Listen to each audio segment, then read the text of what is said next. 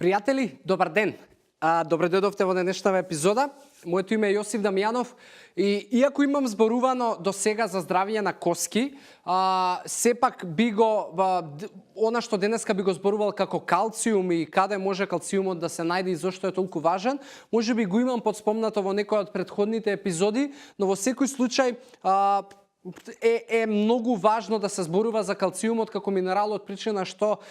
голем дел од здравието на вашите коски и заби отпаѓа врз тоа колкаво е нивото на калциум во вашето тело и колку го снабдувате преку исхраната. И калциумот е практично најзастапениот минерал во нашето тело и некаде 2% од телесната тежина што ја гледате како бројка на вага отпаѓа на калциумот како минерал. Нормално највеќе го има во коските и во забите, ја дава основата и тоа е практично како темел на куќа, така е калциумот за вашите коски, за вашите заби и доколку го нема е голем проблем, не само заради коските, но затоа што и има функција во коагулација на крвта, многу важно за кардиоваскуларниот систем, има улога во пренесување на нервните сигнали и импулси и во функционирањето на мускулите и затоа ако некогаш ви се случи да без ваша волја ви мрда некакво мускулче, особено на главата, да имате некакви контракции, тоа е знак дека фали најверојатно калциум, понекогаш знае тоа да биде и недостаток на магнезиум, но повторно зборуваме за два важни минерали. Сега калциумот како извори, она што го имате на неколку начини и многу е едноставно да се воспостави тој внес потребен кој што го бара вашето тело и затоа ќе спомнам неколку добри извори кои што може да ги практикувате во вашето секојдневие.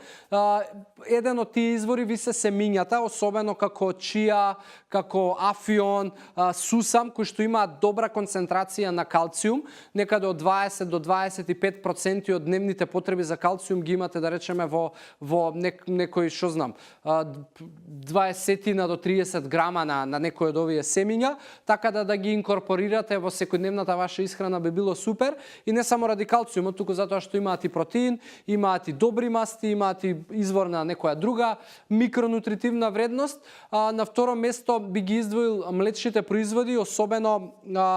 кисело млеко.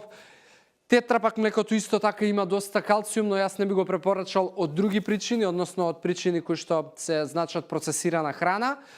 Имате во сирењата, во кашкавалот. Сега пак тука треба да правиме баланс од причина што и да бираме подобри млечни производи, затоа што масленоста на самите млечни производи и големата концентрација на високо мастни млечни производи знае да направи проблем подоцна во дигестивниот систем и затоа јас би препорачал извор како што се киселото млеко, кое што изобилува со многу калциум и убавината е што калциумот од животинското потекло, односно од млечните производи има многу поголем процент на апсорбција за разлика од калциумот кој што го добиваме од растителни извори. Исто така добар извор на калциум и можеби по мене, не знам дали би го извил како најдобар, можеби најдобар, ви се рибите или во превод две риби за кои што јас би дал 100% учинок се сардините и конзервиран лосос, затоа што сардините, кои што знаете, ги јадеме со се кожа, со се коски и затоа се зголемува концентрацијата. Да не зборуваме дека тука имате огромна количина на протеин и нормално да не зборуваме дека имате супер количина на омега-3 есенцијални масти кои што се неопходни да ги внесуваме од надвор. Од друга страна, убавината во овие две риби е тоа што имаат, речи си, никаква концентрација на жива, а живата во денешни услови се повеќе ја има во рибите, тоа не би било добро да го имаме во телото, а живата се појавува во морињата од причина што многу поради начинот на кој што денеска ја добиваме енергијата на нашава земјина топка, тоа е обработка на јаглен, ископување на нафти, обработка на метали и така натаму, кои што се повеќе ги има во морињата и тоа придонесува да рибите едноставно живеат во таа средина и да нивниот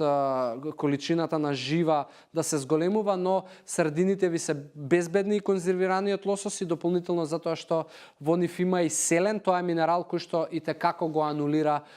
барем и да има некакви количини на жива во составот на рибата. И уште еден извор би напоменал тука, тоа се зелени листести зеленчуци, кои што си марула, блитва, брокула, келј, спанак и така натаму. Најдобар би го издвоил искрено блитвата би ја ставил во број 1 од овие, затоа што во некои од другите, особено во спанак, знае да има содржина на оксалати. Оксалатите ви се нешто што многу добро се врзува со калциумот и му е намалува апсорбцијата на калциумот кога ќе дојде во дигестивниот систем, односно кога ќе го ставиме во нашето тело. Затоа како број 1 од овие зеленчуци, односно листести зеленчуци зелени би ја ставил блитвата. И тоа значи дека не треба да се концентрирате само на еден продукт, затоа нафарлив неколку, бидејќи можеби некој од вас не јаде сардини, можеби некој од вас не јаде млечни производи, можеби некој од вас не јаде семиња, па затоа природата ни создала многу извори и начини на кои што можеме да ги обезбедуваме нашите нутритивни потреби на дневно ниво. Денеска конкретно зборувавме за калциумот и се надевам дека ви дадов некаква вредност и дека ви дадов некои насоки и помош ако можеби тоа е ваш проблем и можеби каскате со достава на калциум за вашето тело. Ова особено е важно за жени после менопауза и жени после 50 година. И самите сте свесни дека многу луѓе се борат со остеопороза во денешни услови, многу жени, така да доколку имате на некого кој што ова би му помогнало, не бидете себични, споделете оваа епизода и донесете му некаква вредност. Најверојатно, сигурно, ако го практикува ова, ќе си помогне да се одложат некои работи и да се подобрат некои услови во телото. Така да, дечки, уште еднаш фала. Користете ме за комуникација да ви одговарам на било какви прашања кои што вас ви се можеби мака или нејасни, или имате некакви дилеми и митови, ќе ги разрешуваме. До следна епизода ви посакувам здрави животни навики и убав ден. Чао, чао.